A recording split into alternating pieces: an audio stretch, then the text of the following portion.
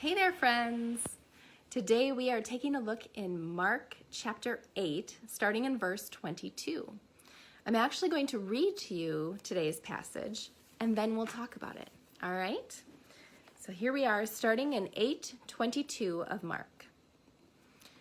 When they arrived at Bethesda, some people brought a blind man to Jesus, and they begged him to touch the man and heal him. Jesus took the blind man by the hand and led him out of the village. Then, spitting on the man's eyes, he laid his hands on him and asked, "Can you see anything now?" The man looked around. "Yes," he said, "I see people, but I can't see them very clearly. They look like trees walking around." Then Jesus placed his hands on the man's eyes again, and his eyes were open. His sight was completely restored, and he could see everything very clearly. Jesus sent him away, saying, "Don't go back into the village on your way home." Jesus and his disciples left Galilee and went up to the villages near Philippi. As they were walking along, he asked them, "Who do people say that I am?" "Well," they replied, "some say John the Baptist, some say Elijah, and others say that you're one of the prophets." Then he asked them, "But who do you say that I am?" Well, Peter replied, "You're the Messiah." But Jesus warned them not to tell anyone about him.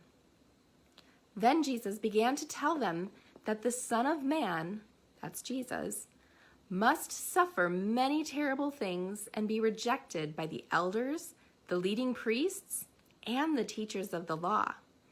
He would be killed, but 3 days later, he would rise from the dead. As he talked about this openly and with his disciples, Peter took him aside and began to reprimand him for saying such things. Jesus turned around, looked at his disciples, and reprimanded Peter. "Get away from me, Satan," he said.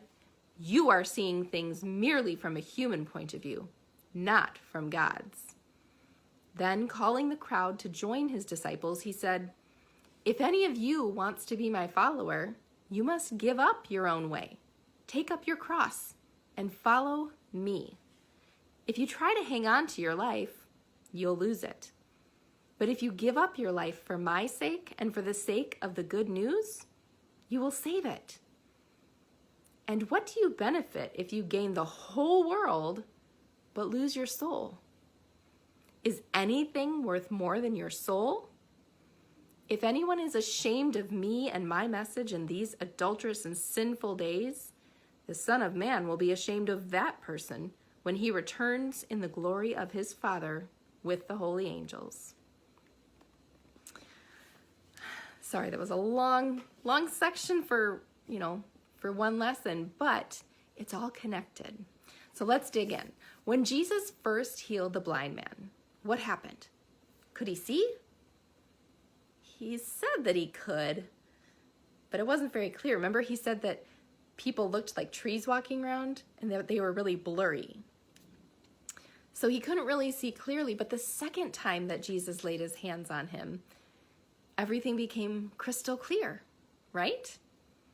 And can we talk about how gross it is that Jesus spit in this guy's eyes?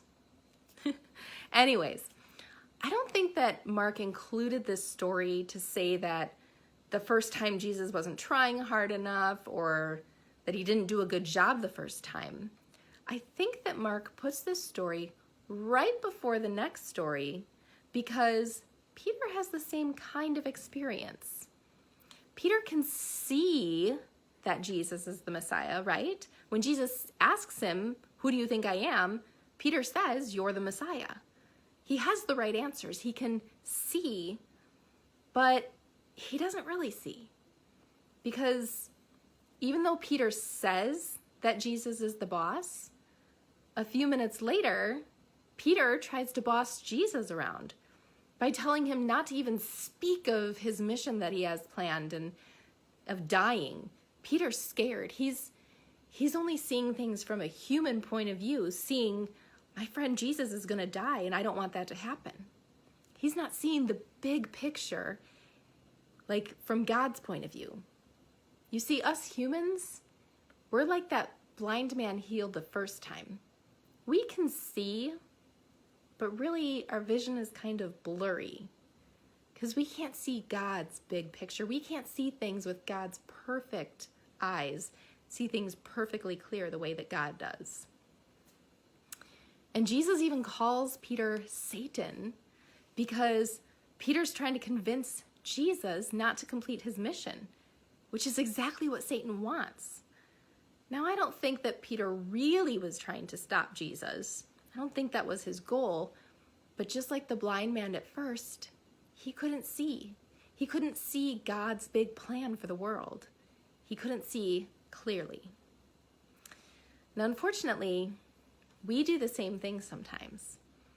We say that we believe in Jesus. We see who he is, right?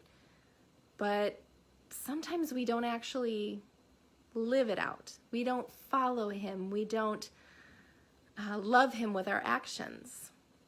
We choose video games over reading his word or spending time with him.